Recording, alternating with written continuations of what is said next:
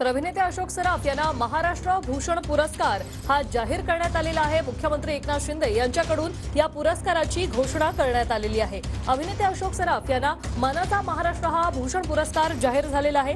ज्येष्ठ मराठी चित्रपट आणि नाट्य अभिनेते अशोक सराफ यांना कला क्षेत्रातील भरीव योगदानासाठी हा पुरस्कार जाहीर करण्यात आलेला आहे। स्वतः अशोक सराफजी आपल्या सोबत जोडले गेलेले आहेत। सर्वात आधी तुमचं खूप खूप अभिनंदन आणि तुमचे खूप खूप धन्यवाद, कारण कला क्षेत्रासाठी तुम्ही खरंच खूप मोठं योगदान दिलेलं आहे। काय प्रतिक्रिया हा पुरस्कार जाहीर झाल्यानंतर?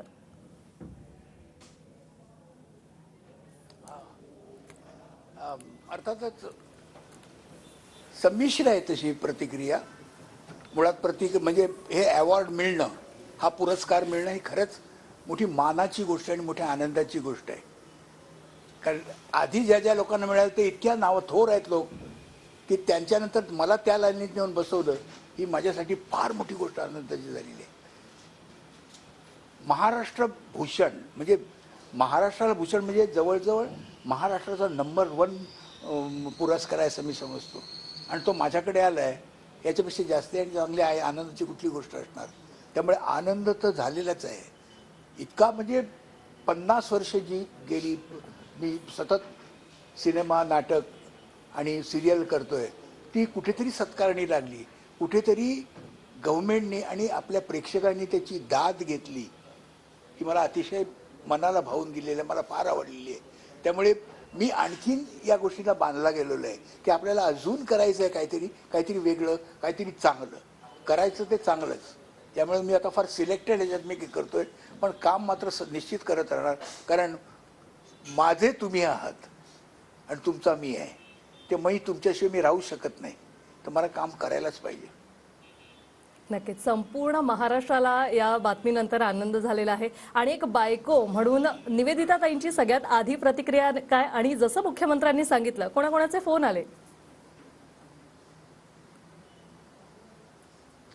बरेच फोन आले, म्हणजे मगासून असं झालं की मी फोन बंद केला की परत वाचतोय की मी म्हणजे बाहेर तुम्ही लोक आलेले होते, तर मी आतमधून बाहेर यायलाच मला जवळ 15-20 मिनिटं लागली, कारण एकामागून फोन चालूच होते। शेवटी मी तो आता थोडा वेळ फोन बंद केलाय, पण सतत येतं। पहिले निवेदिताची प्रतिक्रिया सगळ्यात पहिल्यांदा आली, कारण तिला पहिल्यांदा फोन गेला होता, तर तिची प्रतिक्रिया ती पहिल्यांदा इतक्या मोठ्याने ओरडली।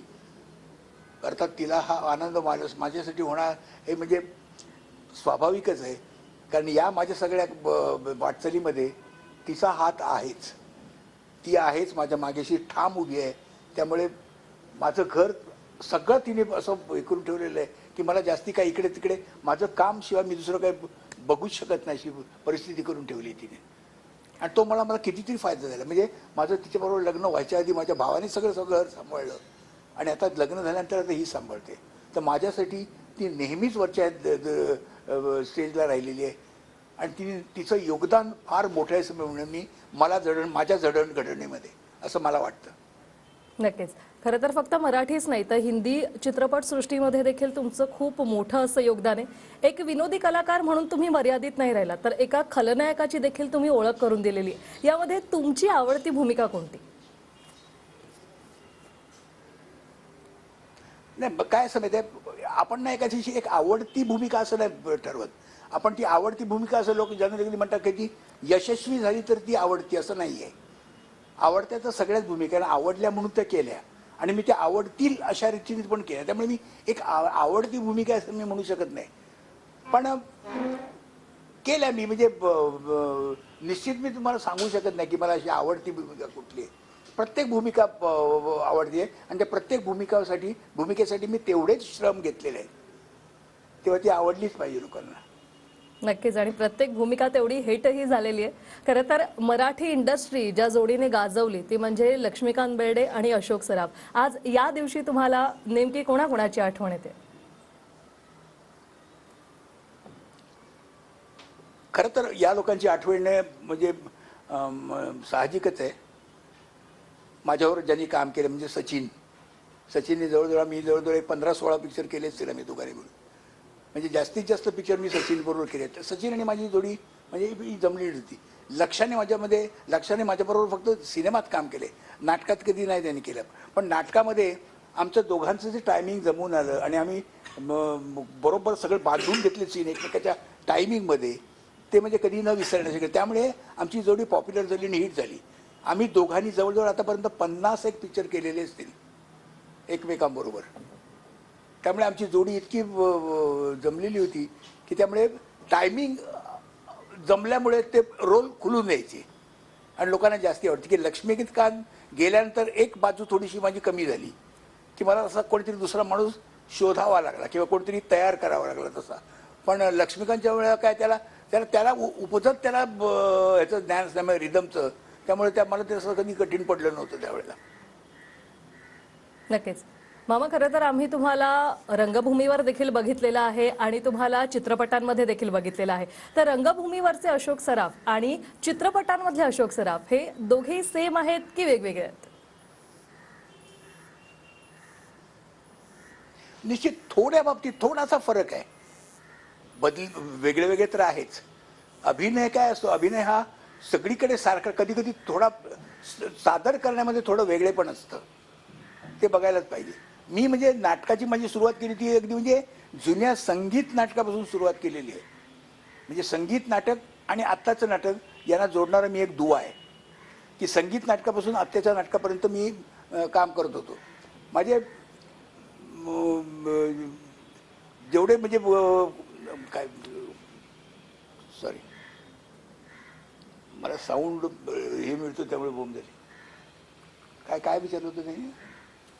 मी तुम्हाला विचारलेलं की तुम्ही रंगभूमीवर देखील आम्ही तुम्हाला बघितलेलं आहे, अनेक चित्रपटांमध्ये देखील बघितलेलं आहे. मग यामध्ये जे अशोक सराफ आम्ही पाहिलेले आहेत ते दोघेही सेम आहेत की रंगभूमीवर गेल्यावर तुम्ही एक वेगळीच छटा लोकांसमोर आणता? हां हां बरोबर आहे. काय रंगभूमीवर असल्यानंतर एक वेगळी स्टाईल मला करावी लागते म्हणजे काय करायलाच पाहिजे. कारण ते डायरेक्ट हे आहे ना क्षेत्र आहे, ते डायरेक्ट यांचं लोक ऑडियन्स बरोबर रिलेशन असलेलं वे आहे. त्यामुळे तिकडे जी असते बरं स्टेज जी आहे, स्टेज 32 फुटाचं स्टेज, तिकडे तुम्ही उभे, संबंध लांब तिथपर्यंत ऑडियन्स, तर तिकडे जी ऑडियन्स ते शेवटच्या प्रेक्षकापर्यंत पोहोचण्यासाठी तुम्हाला थोडीशी लाऊड करावी लागते. पण सिनेमात तसं नाही आहे. सिनेमात काय होतं, तुम्हाला ती थोडीशी कंट्रोल्ड करावी लागते. कॅमेराचा तुमचा काही फुटावर असतो आणि कॅमेरा इतका शार्प असतो की तुमची बारीक बारीक एक्सप्रेशन जे टिपली जातात, तेव्हा ती सादर करण्यासाठी तुम्हाला त्या काळजीपूर्वकच करावं लागतं. नाही तर कित्येक वेळेला चेहरा असा लाऊड दिसल्यामुळे विचित्र होऊन जातो. त्या दोन्हीकडची ही वेगळीच आहे. बरं तिकडे काय असतं, नाटक वेगळं आहे. नाटकामध्ये तुम्हाला संबंध एक थ्रूआउट सगळं पाठांतर करून हे करावं लागतं. ते तुम्हाला जी सलगता मिळते त्यातली ती कंटिन्यू असते सरळ. म्हणजे पहिल्या एका अंकापासून तिसऱ्या अंकापर्यंत, दुसऱ्या अंकापर्यंत. पण सिनेमात तसं नाही. सिनेमात म्हणजे 5 नंबरचा सीन आत्ता केला तर त्याच्यानंतर 25 नंबरचा सीन लगेच करावा लागतो. तर त्या दोन्ही सीनमध्ये तुमचे ॲटिट्यूड काय असेल अभिनयाचा हे तुम्हाला लक्षात ठेवावं लागतं, तुम्हाला लक्षात ठेवावं लागतं आणि त्याप्रमाणे सादर करावं लागतं. त्यामुळे तेही कठीण आहे, नाटक पण कठीण आहे. तर नाटकही त्या जबाबदारीवर करावं लागतं आणि सिनेमाही एक वेगळ्या जबाबदारीवर करावा लागतो. आणि दोन्ही हे करणं हे वेगळेपण जपलं पाहिजे, मग ते बरोबर होईल. नक्कीच. आणि प्रत्येक भूमिकेला तेवढा तुम्ही न्याय देखील दिलेला आहे. मग ती विदूषकाची भूमिका असो, धनंजय मानेंची भूमिका असो किंवा मुन्शीजींची भूमिका असो. एक वेगळा प्रश्न ते म्हणजे महाराष्ट्र भूषण आतापर्यंत अनेक दिग्गजांना मिळालेला आहे. हा पुरस्कार अनेक दिग्गजांना मिळाला. लता मंगेशकर असतील, मंगेश पाडगावकर. आज या पंक्तीमध्ये तुम्ही जाऊन बसलात. एक बोलताना देखील एक अभिमान आम्हालाही खूप वाटतोय. सर, जेव्हा तुम्हाला हे कळलं तेव्हा तुमची प्रतिक्रिया काय होती? तुम्हाला वाटलेला हा पुरस्कार तुम्हाला मिळेल एवढा लवकर?